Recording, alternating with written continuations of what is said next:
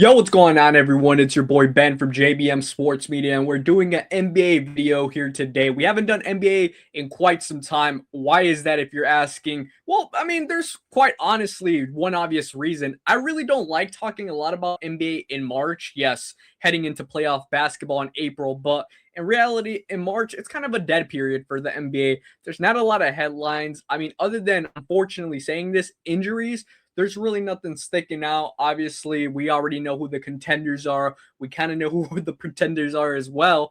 So there's not really anything sticking out. There's a lot of fluke performances. You see like Rain Deezies get 50-point games. I think 2 years ago, I think Malachi Flynn had a 50-point game. Now he's out the league. No shade at him, but I'm just saying in March, NBA content is kind of not at its highest peak. So that's why we kind of been covering basketball for the most part. But I will say, if you are a fan of JBM Sports Media for basketball, whether that's college, obviously we did our Final Four predictions, NBA playoffs right around the corner, football, NFL draft right around the corners, and then we're shortly going to have OTAs and everything that has to do with that, with the NFL season rolling around. And also, for all my soccer heads out there, the game of soccer, such a beautiful game. We're going to have that going around with Champions League predictions. Obviously, we're also going to do I'm blanking World Cup content here. So that's going to be super exciting. But I will say this, we have to talk about this topic right here because I think that's just something I really wanted to get out my chest, especially because I'm a fan of the game of basketball first and foremost. My Milwaukee Bucks did not have a great year, so we have to kind of shift towards seeing the landscape of the NBA heading into the playoffs. And that is talking about Golden State Warriors star Stephen Curry, expected to be cleared for a return on Sunday against the Houston Rockets after missing 2 months, 27 consecutive games Curry has missed with a knee injury that honestly had a lot of question marks to it. We didn't know exactly what it was. First, it was just knee soreness. He tried to play a few games, but they just said, all right, now he's going to be out indefinite period of time because, to be quite fair, they were just floating around in the play-in, and it was like the gap between falling out of the play-in and staying in the play-in, even till his return tomorrow, it's still a insurmountable gap. And I think with that being said, in this video right here, I'm going to let you guys know why I personally believe that this right here, bringing Steph Curry back for the final, I guess, stretch of the regular season / play-in is not the right decision. And I think it's quite frank. Obviously, when you look at the knee injury, first of all, we'll start off with the knee injury to like begin things. Obviously, there was, like I said, a lot of uncertainty with this. He obviously was experiencing pain even when he was working out, coming for a potential comeback. And we don't know if that's fully gone. I think we've heard a lot of reports saying it's really hit or miss when it comes to this knee injury that Stephen Curry has been suffering, unfortunately. And that's kind of just such a sad thing to see, obviously, with how the Warriors season has unfolded. And I just hope with him returning, everything does end up playing perfectly fine. He could just stay healthy on the court, help the Warriors, obviously, let alone try to make it into the playoffs. But no matter what, it has its risk in it, as any injury does, really. But reason number two why I don't believe he should come back. If we look at the Warriors position and looking at the Western Conference with OKC leading at the 1 seed, the Spurs at the 2 seed, Lakers at the 3 seed, Nuggets at the 4 seed, Rockets, Timberwolves, Suns, Trailblazers, Clippers, and Warriors, those 4 play-in teams. And like I said, the Warriors have a record of 36-41. They're on a 3-game losing streak right now, and they haven't really looked good. Out of their last 12 games, they've split 500, 6-6 record. I don't necessarily believe that the Warriors should have brought Steph Curry back this year. And that's because, simply put, look at all the losses they've already sustained. Jimmy Butler tore his ACL in January when they were finally going on somewhat of a run, when it looked like the Warriors basketball, it looked like it was getting back to Warriors basketball in the second half of last year when they did acquire Jimmy Butler. And then obviously a few weeks ago, we saw the horrific knee injury with Moses Moody. And that was just truly unfortunate because I feel like when Steph went out, Moses Moody was getting minutes, and he was actually kind of proving me wrong because I wasn't the biggest Moses Moody fan, but it's obviously truly horrendous to see the injury that took place with him and how long he's going to recover.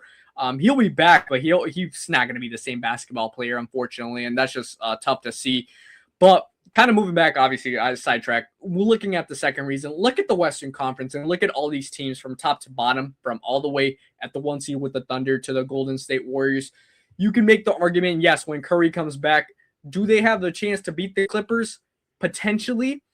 But, I mean, I don't know, man. I don't know. The Clippers have looked better in this last stretch. Obviously, they're 8-6 in their last games.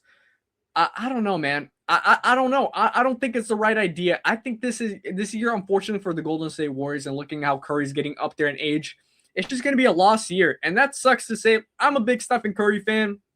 I think other than Giannis, Stephen Curry is my favorite player in the league.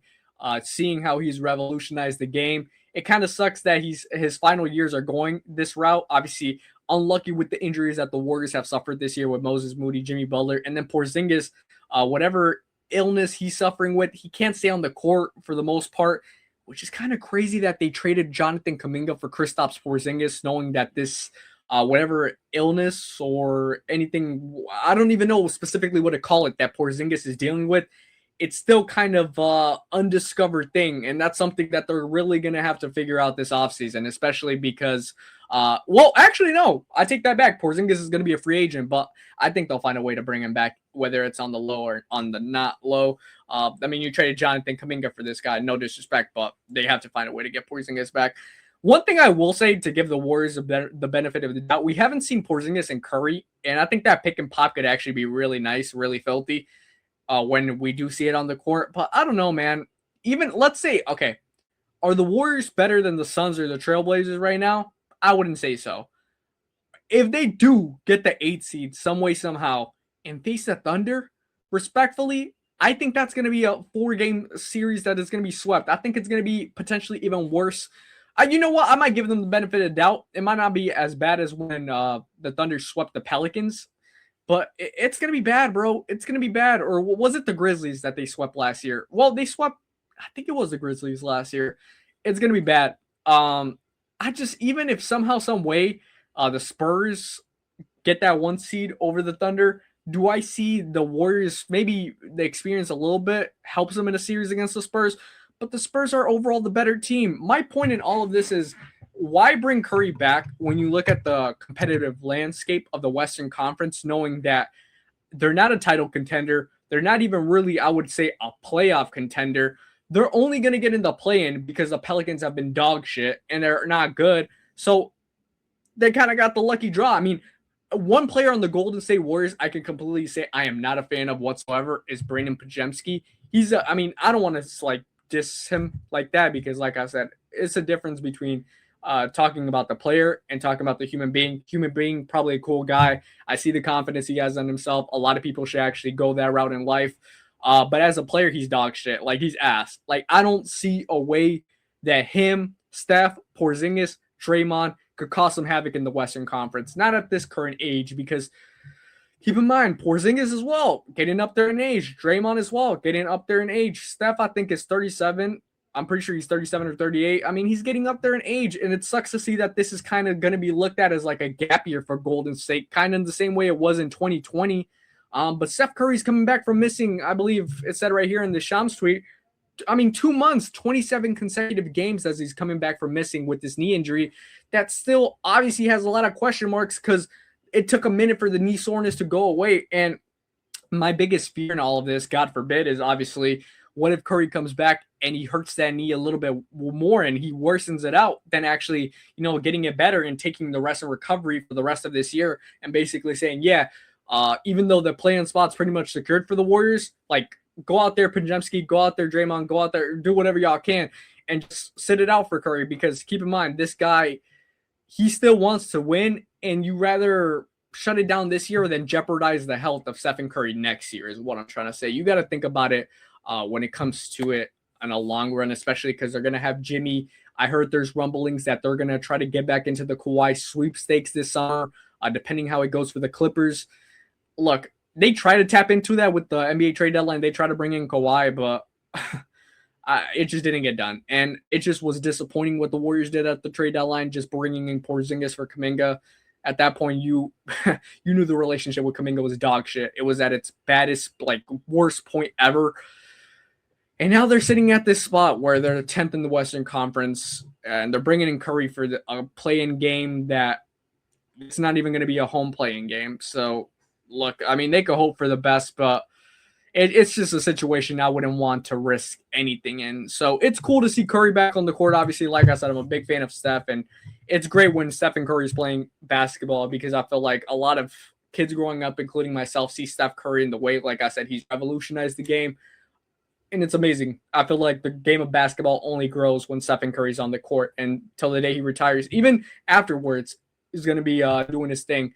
But I will say, let me know what your guys' thoughts is about this situation right here. I really want to know, is it the right decision or not for Stephen Curry to be coming back for this final stretch on the Warriors season? Or should the Warriors be a little bit more cautious and safe if, let's say, Stephen Curry does have a little bit of soreness after a few games in the regular season? Like, yeah, we're shutting this shit down. That's wraps. Let's move on to next year. Focus on next year. What do you guys think is the right plan for the Warriors to take? Which approach? Let me know in the comment section. Make sure you guys subscribe here at JBM Sports Media. Follow us on TikTok and IG at JBM Sports Media. Till next time, we'll catch you guys later. Peace.